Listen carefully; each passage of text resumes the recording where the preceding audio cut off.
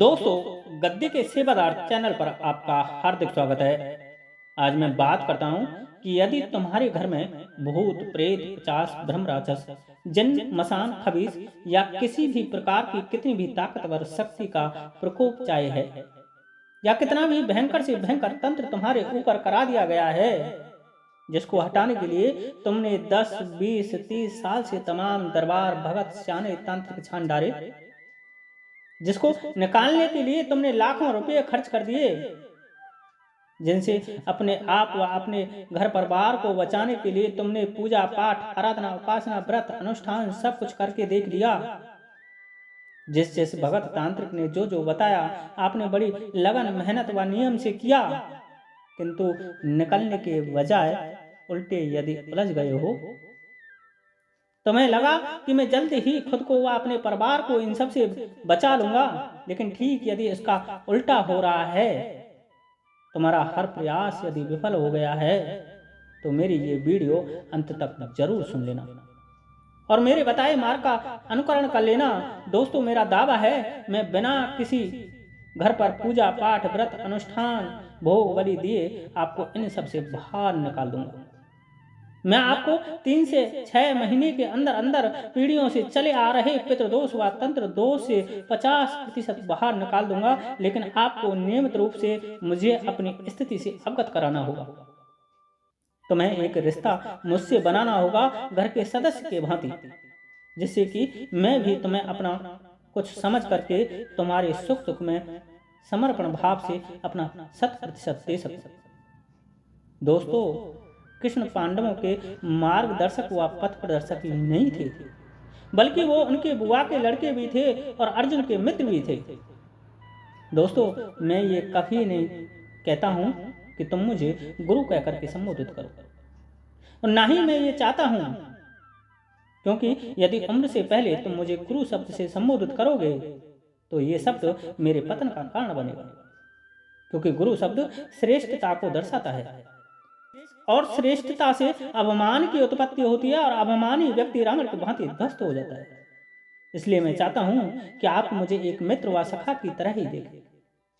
मैं लोक कल्याण के लिए वचनबद्ध हूं, उसको मैं एक मित्र के भांति ज्यादा बेहतर ढंग से तुम्हारे साथ कर पाऊंगा, ना कि गुरु के रूप में। ये मेरे खुद के विचार हैं। इसलिए दोस्तों, एक मित्र के भांति व एक भाई के भांति मैं तुम्हारा व तुम्हारे परिवार के रक्षण का वचन देता हूं।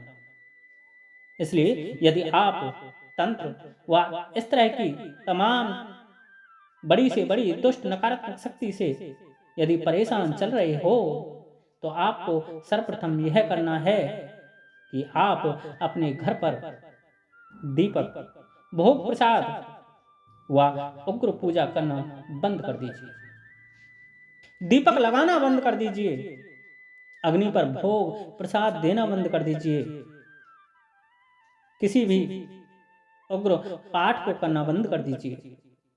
क्योंकि दोस्तों, यदि आप तंत्र व प्रेत दोष से पीड़ित हो, तो कभी भी घर पर जागृत देवों की पूजा नहीं करनी चाहिए। आप उनकी पूजा नियमित रूप से करें, लेकिन मंदिर में जाकर के कीजिए। कारण है कि आपके घर पर जब तंत्र हो गया है या कोई दुष्ट शक्ति बैठी है, तो सीधा सा अर्थ है घर में किया गया कोई भी पूजा पाठ व्रत अनुष्ठान आपको फलवती होगा ही नहीं, उल्टा उसका गलत असर आप पर व आपके परिवार पर पड़ेगा। जो दुष्ट शक्ति आपके घर पर बैठी है, वह आप पर हमला करेगी यदि आप बिना किसी तैयारी के उसे भगाने की कोशिश कर रहे हो, उससे लड़ने का मुकाबला करेगा। दूसरा, आप अग्नि पर भोग दोगे तो वह उस भोग को ग्रहण कर लेगी, जिससे वो बलवान होगी, और दुश्मन को यदि तुम बलवान करोगे तो वह तुम्हें ही कष्ट देगा। इस कारण मैं तुम्हें घर पर अग्नि पर भोग देने की मना कर रहा हूं। आप जो यह सोचकर हर अमावस्या पर भोग देते हो ना कि मैं मेरे पितरों को भोग दे रहा हूं, तो आप बिल्कुल अपनी जगह पर सही हो, किंतु मेरे भाइयों बहनों, आप यह तो बताइए कि जब घर पर तंत्र हो गया जब तुम्हारे पितृ बंधन में आ गए, जब कोई दुष्ट नकारात्मक शक्ति उन पितरों की जगह तुम्हारे द्वारा अर्पित भोग प्रसाद को ग्रहण कर रही है, तो फिर काहे को तुम भोग प्रसाद अग्नि पर दिए जाते हो, और इसी भोग प्रसाद देने के कारण तुम्हें बार बार गलत गंदे सपने दिखाई दे रहे हैं। इसके कारण ही दिन रात तुम्हारे घर में लड़ाई झगड़े बढ़ते जा रहे हैं। इसके कारण ही तुम्हारे साथ सिर्फ अनहोनी अनहोनी हो रही है। इसके कारण तुम दिन रात कर्ज तले दबते जा रहे हो। फिर तुम क्यों उन्हीं कार्यों को कर रहे हो जिनसे तुम बर्बाद हो रहे हो। दोस्तों, किसी भी कार्य को रूढ़ी नहीं बनाना चाहिए, किसी भी नियम को रूढ़ी नहीं बनाना चाहिए।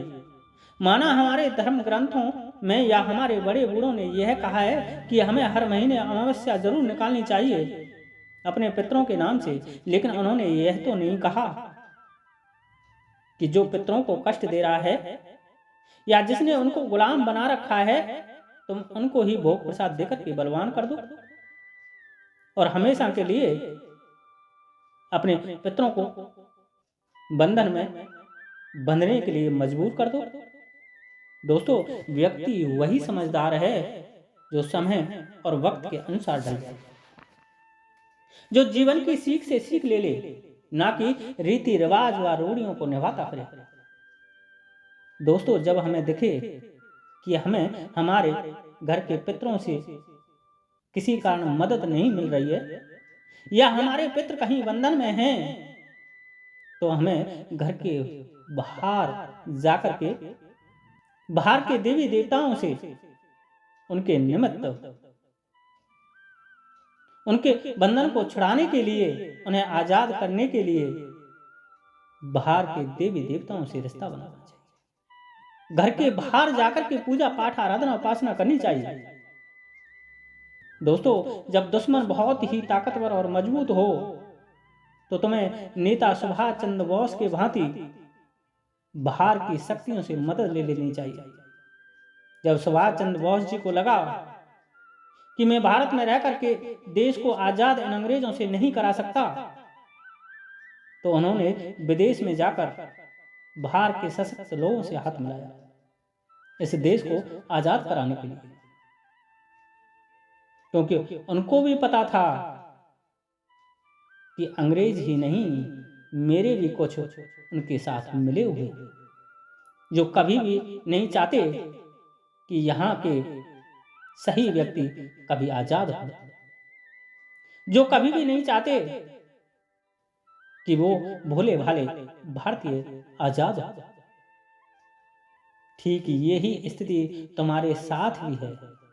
वह दुष्ट शक्ति, भारी दुश्मन और कुछ अकाल मृत्यु से मरे आपके दुष्ट प्रेत भी नहीं चाहते कि तुम्हारी सहायता करने वाले तुम्हारे वो पितृ इनके चंगुल से बाहर निकले। दूसरा, लगातार आप पर तंत्र भी चल रहा है, अर्थात चारों तरफ से हमला है। ऐसी स्थिति में दोस्तों, आपको अपने घर पर पूजा पाठ ना करके बाहरी देवताओं की बाहर से ही मदद लेनी चाहिए। आपको इन जागृत शक्तियों के मठ देवालय में जाकर के ही विनती करनी चाहिए। आपको उनके स्थान पर जाकर के ही भोग प्रसाद देना चाहिए और उनसे एक अपनत्व का रिश्ता कायम करना चाहिए। और दोस्तों, इसके लिए आपको शुरुआत अपने गांव खेड़े के देवी देवताओं से जरूर करनी चाहिए, क्योंकि गांव और राम से किसी की पेश नहीं पड़ती। दोस्तों, आपके गांव के चामड़, भूमिया, पथवारी, शीतला जैसे ग्रामीण देवी देवता जो होते हैं, वो हमारे घर से तंत्र को निकालने में सहायक होते हैं। ये ही हमारे घर में तंत्र घुसाने में सहायक होते हैं, क्योंकि कोई भी तांत्रिक इन्हीं के द्वारा तंत्र करा करके अपनी शक्तियों को हमारे गांव में भेज करके हमारे घर में प्रवेश कराता है। दूसरा दोस्तों, जब हमारे घर के फैसले हम पर नहीं हो रहे हों, तो हमें गांव के मुखिया के सानिध्य में अपना वो मैटर जरूर डाल देना चाहिए। हमें गांव के मुखिया से मदद जरूर लेनी चाहिए। और दोस्तों, ये शीतला, चामड़, पटवारी व भूमिया हमारे गांव के वही मुखिया के भांति ही ग्राम देवता होते हैं। ये हमारे गांव के वही मुखिया हैं। माना तुम्हारे केस में इनकी भी पेश नहीं पड़ रही है। आपका मैटर यदि यहाँ भी सही नहीं हो रहा है, ग्राम देवताओं को भोग प्रसाद देने के बाद भी आप तंत्र से बाहर नहीं निकल पा रहे हो, प्रेत दोष, प्रेत बाधा से बाहर नहीं निकल पा रहे हो, तो आप किसी बाहरी शक्ति से मदद मांगो। किंतु जब आप बाहरी शक्ति से मदद मांगोगे और वह शक्ति यदि आपको मदद देने के लिए तैयार होती है, तो कम से कम वो शक्ति जब तुम्हारे गांव में आएगी, जब इन मुखियाओं से मिलेगी, गांव के इन मुखियाओं से, शीतला, भूमिया, पटवारी, चामड़ आदि से मिलेगी, तो कम से कम ये उस शक्ति से ये तो ना कहें कि जी उसने हमें तो नहीं बताया, उसने हमें तो अपना दुखड़ा कभी नहीं सुनाया। कम से कम उन्हें आपकी तरफ से आप पर उंगली उठाने का मौका तो नहीं मिलेगा। ये कम से कम आपके विरोध में तो खड़े नहीं होंगे। इसलिए सबसे पहले आप अपने क्षेत्र के देवी देवताओं से मदद मांगो। यदि इनकी पेश नहीं पड़ती है तो आप फिर सिद्ध पीठ स्थानों व अपने कुल देवी कुल देवता के स्थानों पर अरदास लगाइए। इनकी पेश नहीं पड़ती है तो आप 10 महाविद्याओं से रोज गुहार लगाइए, रोज उनसे विनती कीजिए। अरे आप कलयुग में न्याय देने वाले उस शनिदेव के मंदिर में जाकर तो देखिए, आपको मदद पहुंचना चालू हो जाएगी। आप माता काली के मंदिर में पान पेड़े का भोग हुआ उनको श्रृंगार अर्पण करके तो देखिए, आपको मदद मिलने लग जाएगी। आप भगवान भैरव के मंदिर में जाकर के दीपक जला करके तो देखिए, आपको मदद मिलने लग जाएगी। आप हनुमान जी के मंदिर में राम राम की रट लगा करके तो देखिए, आपको मदद मिलने लग जाएगी। आप शीतला, पटवारी, चामड़ पर 1 लोटा जल भूमिया पर भोग लगा करके तो देखिए, आपको मदद मिलने लग जाएगी। ठीक ऐसे ही जैसे आज आप अचानक मुझ तक पहुंच गए। जो आप बहुत समय से सोच रहे थे कि कोई ऐसा व्यक्ति हमें मिल जाए जो इन सब से हमें बिना किसी स्वार्थ के बाहर निकाल दे, जो हमारे पितरों को बंधन से आजाद करा दे। ठीक हो सुभाष चंद्र बोस की तरह, जिसने हमारे देश को 200 साल की अंग्रेजों की गुलामी से बाहर निकाल दिया, आजाद करा दिया। आप सोचते हो जो हमें विजय बना दे उस कृष्णा के भांति, जिन्होंने थोड़े से पांडवों को उन विशाल कौरवों पर विजय बना दिया। दोस्तों, अच्छे की उम्मीद हमें कभी नहीं छोड़नी चाहिए। और मैं यह कर नहीं सकता, ये भाव मन में भी कभी नहीं लाना चाहिए, क्योंकि आवश्यकता ही आविष्कार की जन्य होती है। हमारे जीवन में चल रही परेशानियां, कठिनाइयां व समस्या ही हमारा मार्ग प्रशस्त करती हैं। हमारे जीवन का कुछ ना कुछ उद्देश्य जरूर रहा होता है। ऐसे ही तुम्हारे जीवन का भी उद्देश्य है कि तुम अपने उन पितरों को, उन्हें उस दुष्ट शक्ति के बंधन से मुक्त कराइए जो कृष्ण के माता पिता के भांति उस कंस के कारागृह में बहुत समय से बंधे हुए हैं, और तुमसे दिन रात ये उम्मीद लगाए हुए हैं कि तुम उस कृष्ण के भांति एक दिन आओगे और इस दुष्ट कंस के बंधन से उनको बचाओगे।